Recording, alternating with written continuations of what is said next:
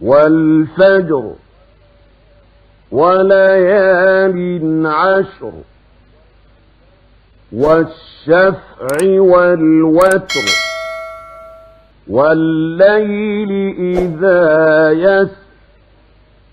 هل في ذلك قسم لذي حجر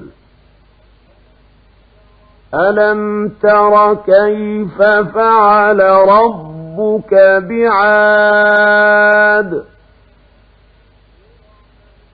إرم ذات العماد التي لم يخلق مثلها في البلاد